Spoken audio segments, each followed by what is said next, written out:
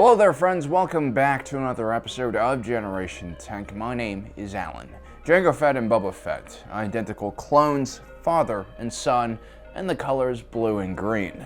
You'll oftentimes get these two confused for one another. Yet if you take a closer look, you'll start noticing subtle but very important differences between these two Fets, and today we'll be taking a look at those differences and determining once and for all which Fett is the ultimate bounty hunter slash mercenary slash crime lord.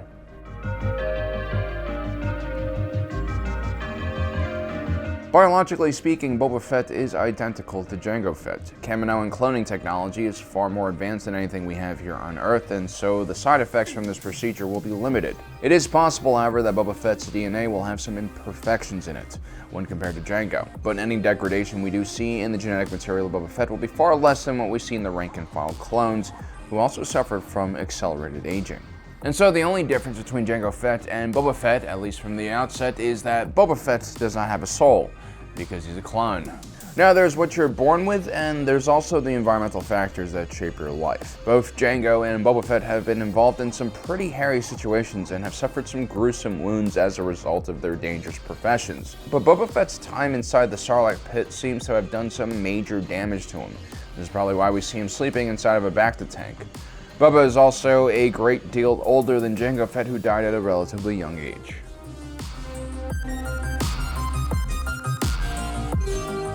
The Fetts share a lot of equipment. Boba Fett's helmet and armor are all hand-me-downs from his clone father. The only difference really is the paint job, and also Boba Fett seems to have removed the shin and thigh armor plates and replaced it with more pockets for more gear and weapons.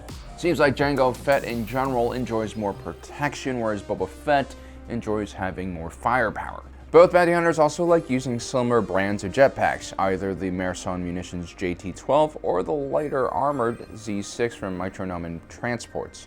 The Z6 is the jetpack that ultimately failed and got Boba Fett trapped inside of the Sarlacc pits, and the JT-12 is the one that failed and got Jango Fett killed. You think Boba Fett would learn from his father's mistake of trusting his jetpack way too much. Jango primarily carried a pair of Star 34 blaster pistols with customized hollowed-out grips to save weight into battle.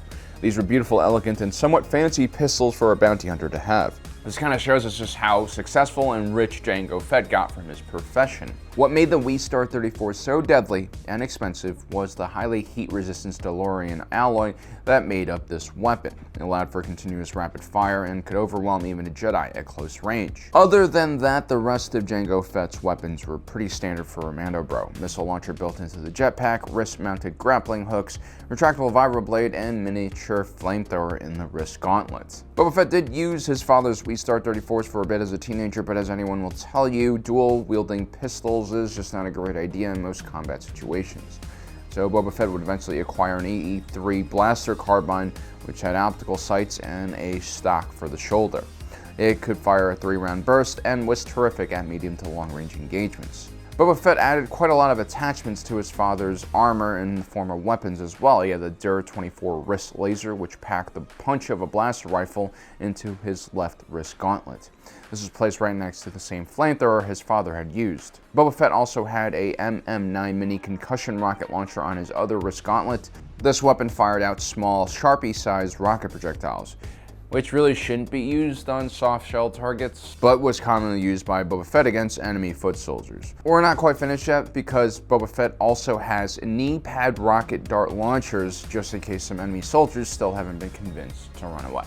We see Boba Fett make similar improvements to his father's ship, the Slave One.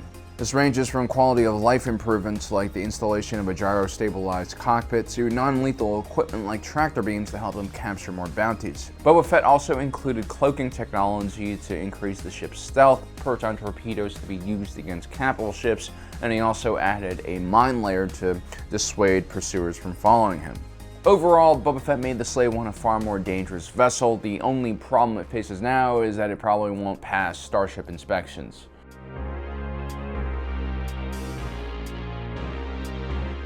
Jango Fett was born a fighter, and then trained and groomed to become the next leader of the Mandalorians. Jango Fett understood how a military force operated, how it was equipped and fed. More importantly, other individuals will follow Jango because he knows what he's doing on a battlefield. Jango Fett had these two lives, one as an elite mercenary soldier and one as a lone wolf bounty hunter. These are two very different professions that required two very different fighting styles. As a mercenary captain, Jango Fett had to rely on his leadership abilities and small unit tactics knowledge. When he was a bounty hunter, he had to rely more on his own pure fighting skills. Jango Fett was also famous for killing several Jedi, sometimes even with his own bare hands. This made him one of the most elite fighters in the galaxy. Very few non-Force sensitives could actually take down a Jedi without using any weapons. Boba Fett's training as a Mandalorian warrior is cut short when Jango dies. Boba would have to learn a lot of things by himself as a young teenager taking on bounties. Sure, he had some of Jango's old colleagues around to sort of mentor him, but Boba Fett was already far more skilled than many of them already. As he grew older and wiser, Boba Fett would eventually obtain the same status as his father in the bounty hunting world. But unlike his father, he never had to go up against names like Trevor Coleman, Obi-Wan Kenobi, and of course Mace Windu. Boba Fett, on the other hand, was embarrassed by Asajj Ventress. In all fairness, he had been a bit green at the time, but he was still a young adult. He also lost a draw-off with Cad Bane, which is why he has a huge dent in his helmet. And it's also probably why he doesn't dual-wield anymore. Boba Fett was also defeated by a blind smuggler named Han Solo. He's either unlucky or just not as skilled as Jango Fett. In his older age, after leaving the Sarlacc pit, Boba Fett seems to move with a lot more weight behind each step. He's a lot slower and must depend more on his physical strength and gadgets to defeat his enemies.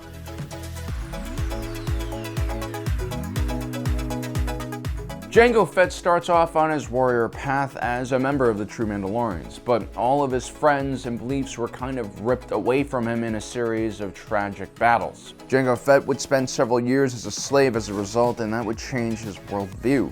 He became more self-centered and focused on material things like money to keep himself safe and out of trouble. It wasn't until Jango received Boba Fett that he seemed to care about anything but himself. Boba Fett also experienced his own tragic loss after the death of his father. His time in prison sort of mirrors Jango's time as a slave, but it was ultimately a series of disappointing missions with other bounty hunters that convinced Boba Fett to also take the lonely road and trust only in himself. Overall, Jango and Boba Fett had very similar worldviews and mentalities on how they approach things. Jango's experiences seemed to be a bit more intense and harsher than Boba Fett's experiences, but both individuals will continue to grow and learn from their many hardships. So to summarize, Jango Fett is more focused on wearing heavy armor. Boba Fett is more focused on having redundant hidden weapon systems. Biologically speaking, Boba Fett is a lot older and damaged at this point in time than Jango, but he's also much wiser and has learned how to use his equipment and girth to his advantage. Jango Fett was all about fighting his enemies at CQB ranges, whereas Boba Fett is more of a ranged fighter. Jango Fett has adopted tactics to fight superhuman enemies like the Jedi, who can predict the opponent's movements. Boba Fett seems to struggle against far less skilled opponents than his father, but at the same time he enjoys all of the advantages of being alive in a more modern time. So in my opinion, Jango Fett is better than Boba Fett, and that is because Jango Fett has gone through a lot more hardship growing up than Boba Fett has. And at the same time, it doesn't mean that Boba Fett can't rise to the occasion if he encounters some serious threat. I think he has a lot of potential there that just is untapped because of his softer upbringing.